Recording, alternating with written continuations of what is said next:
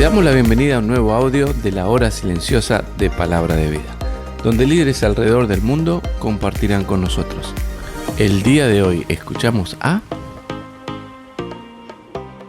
Hola, te habla el pastor Edgar Álvarez, director del ministerio Buen Refugio, sirviendo al Señor en la ciudad de Boa Vista, al norte de Brasil. Es un placer nuevamente compartir contigo el devocional de la hora silenciosa. Y nuestro pasaje de hoy se encuentra en Primera de Pedro, capítulo 3, versículos 1 al 7. Y dice así la palabra de Dios. Asimismo, vosotras, mujeres, estad sujetas a vuestros maridos, para que también los que no creen a la palabra sean ganados sin palabra por la conducta de sus esposas, considerando vuestra conducta casta y respetuosa. Vuestro atavío no sea el externo de peinados ostentosos, de adornos de oro o de vestidos lujosos, sino el interno, el del corazón, en el incorruptible ornato de un espíritu afable y apacible que es de grande estima delante de Dios. Porque así también se ataviaban en otro tiempo aquellas santas mujeres que esperaban en Dios, estando sujetas a sus maridos, como Sara obedecía a Abraham, llamándole Señor, de la cual vosotras habéis venido a ser hijas, si hacéis el bien sin temer ninguna amenaza.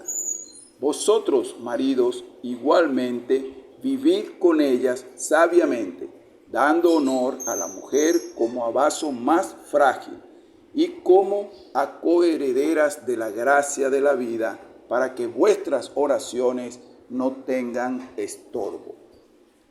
En el Nuevo Testamento encontramos 9 o 10 capítulos que hablan de relaciones familiares.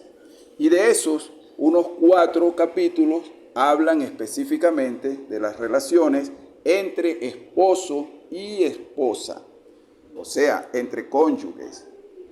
Justamente en el pasaje de hoy es uno de ellos, que habla de aquella relación entre esposo y esposa.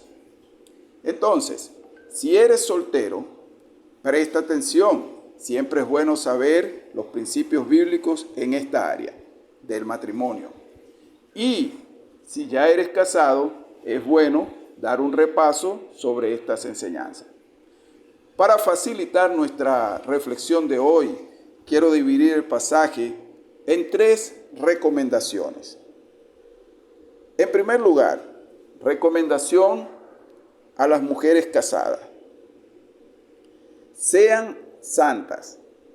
Aquí se sobreentiende una santidad en la manera de vivir con su esposo. Una santidad que va a brotar de la comunión con la palabra de Dios. ¿Y cómo se manifiesta? Según el pasaje. Mujeres sumisas en conducta, respeto a sus maridos, no pasar el límite de las relaciones. Modestas en su apariencia, en su vestimenta. Esto también se refleja en la práctica, en los gastos que una mujer hace, en cómo maneja un poco la economía de su hogar. Y confiadas en el ejemplo de mujeres que encontramos en la Biblia. O sea, imitar a aquellas mujeres piadosas y sabias que la Biblia nos muestra y tener confianza de que la conducta de ellas, siendo imitada, dará buenos resultados. Como por ejemplo, allí mencionan a Sara. Entonces, una serie de recomendaciones para las mujeres casadas, que son sencillas: sumisas en conductas, modestas en apariencia y confiadas en seguir el ejemplo de mujeres piadosas de la Biblia. Luego tenemos recomendaciones para los hombres casados. En el versículo 7 encontramos eso. Y es lo mismo, de la misma manera, santidad en la manera de vivir con sus esposas, que se refleja ¿cómo?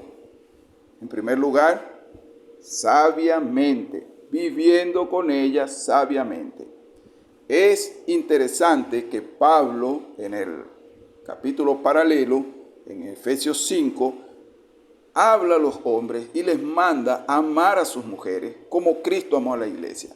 Esto tiene que ver con lo emocional y fundamental, valor, lo que da valor al alma, como Cristo amó a su iglesia, se entregó por ella, se sacrificó, estuvo dispuesto a morir por su iglesia. Así el hombre debe amar a la mujer, eso es lo que dice Pablo.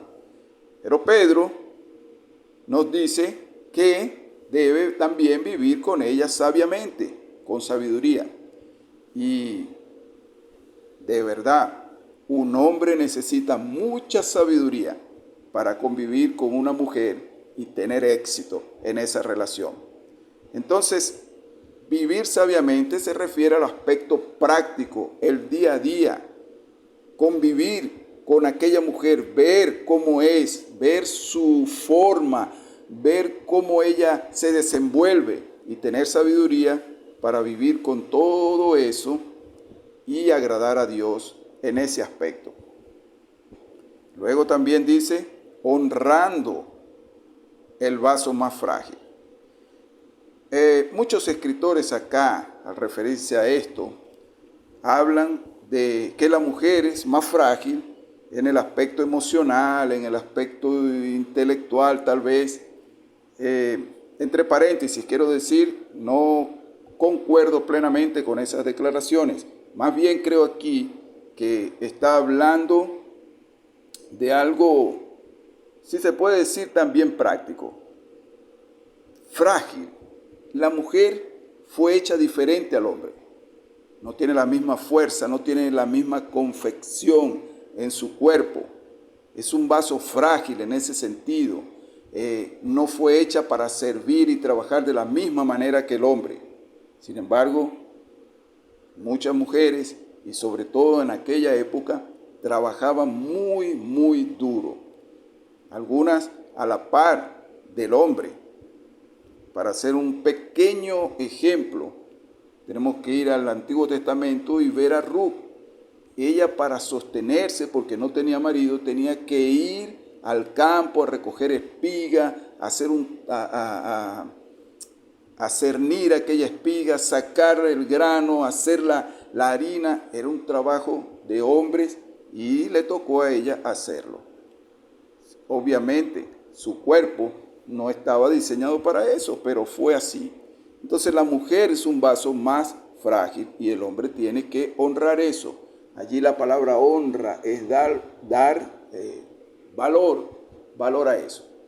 Por supuesto, mereceríamos un estudio más largo para explicar esto y cómo entender este punto del vaso más frágil y de dar honra a ese vaso nos puede ayudar muchísimo en nuestras relaciones como matrimonio.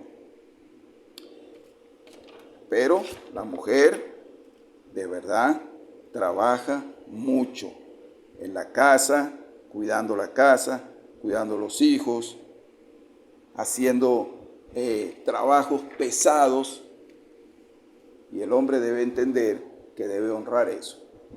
Y algo más en cuanto a la recomendación para los hombres es vivir con ella en equipo, coherederas de la gracia.